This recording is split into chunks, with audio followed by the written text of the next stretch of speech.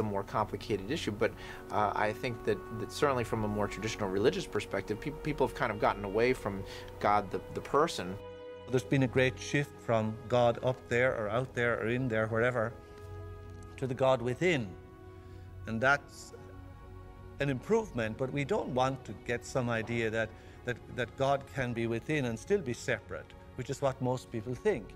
They think the God within is like some of those alien movies, you know, where some being breaks out from my chest. God is not within in that stupid sense. What it means is that in God we live, move, and have our being, that we ourselves, in fact, are divine. What's the relation between my God self and your God self? There is no relationship because there's only one God self. It's in both of us. All people are divine people. Is it not ironic that all would say that this is the voice of the devil, or that this is heresy? If this is heresy, then what is promised to everyone is an imbuement with God that is inseparable.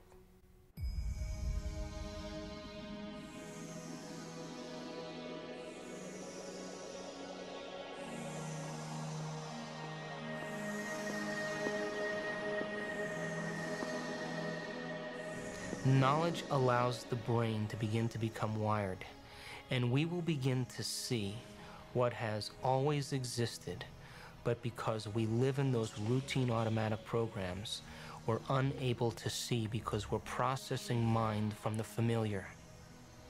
To learn knowledge means we're learning new things, and to learn new things means we're gathering information and creating the circuitry now to begin to develop the sensitivity, to begin to see things for the first time. There is enormous potential to change the kind of behaviors and characteristic patterns that we've fallen into. In fact, if you've listened and have remembered anything that I've said, your physiology is different than it was before that.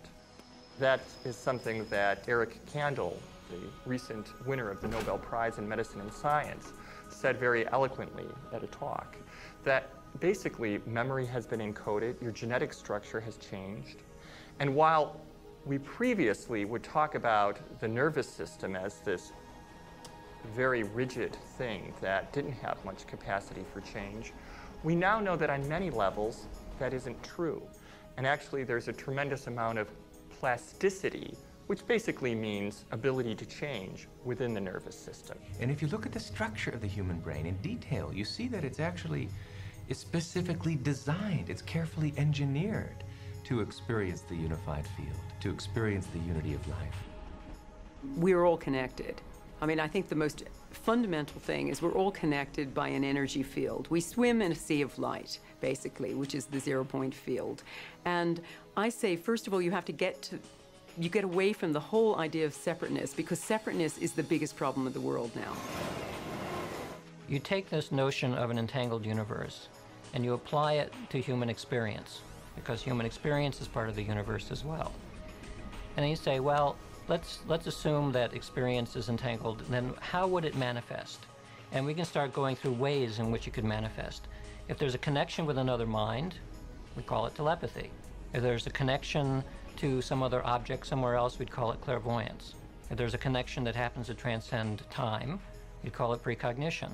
If there's a connection in which my intention is expressed out in the world some way, we might call it psychokinesis or distant healing or something of that sort. So you can go through a list of perhaps 12 kinds of psychic experience that have gotten labels over the years, like telepathy, but this is really just the tip of the iceberg. People ask, why are you so interested in the Planck scale, the very ultimately tiny in terms of spirituality? Because obviously spirituality is out there, it's everywhere. And the answer is that yes, the Planck scale is the ultimately small, but it's also everywhere. Wherever you go, there it is. And because it's holographic, it repeats at different scales, like fractals, throughout the universe. I would say that what quantum physics is to the 20th century, whatever is going to be the new bridging of science and spirituality, that will be to the 21st century. We are all creating the future. We are all creating what is outside of us. None of us are innocent in that regard. If there's something out there we don't like, we can't really turn our backs on it because we're co-creators somehow or other. And we have to do the right things to try to get the future that is best for all of us. We have talked so far about the freedom of our own personal life and quantum physics, that we are freeing and freeing and freeing our reality to ultimate realities. Yes, of course they exist. But after we have accomplished them, what then? What next? When do we make the shift from me to one? When are we the subconscious mind?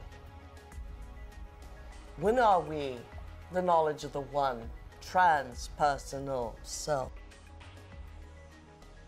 When you start to realize what your true nature is, there is no question, there is no answer anymore. And there is just sudden realization. Now you come back from the rabbit hole and you start to perform in this world of illusion and wonder and magic with that understanding that you're never going to die and you were never born. Choice by consciousness out of these possible events, the actual event of experience comes in. And so, for the first time, science encounters free will. Consciousness is free because there is no mathematical description of the subject. Only objects can be described mathematically, and only to the extent that there are possibilities. The question still remains paramount: who is the chooser? Are all realities existing simultaneously?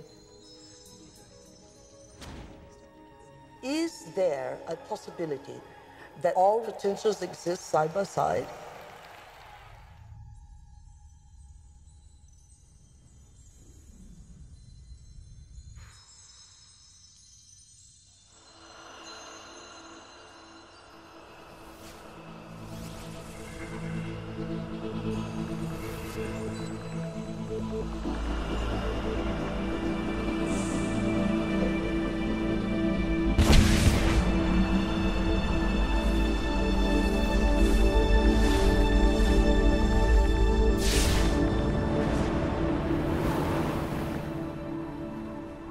Welcome to Flatland, a world of only two dimensions.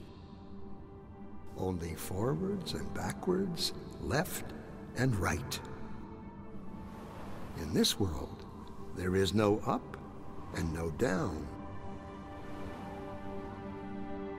I said to Ray, "Where's Dottie?" He said, "Well, she's out in line." I said, Where's that from?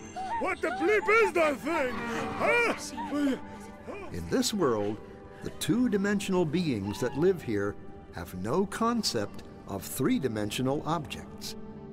These two-dimensional flatlanders have no understanding of cubes, spheres, tetrahedrons, or yours truly. From their 2D perspective, my 3D finger looks something like this. What the planet is that?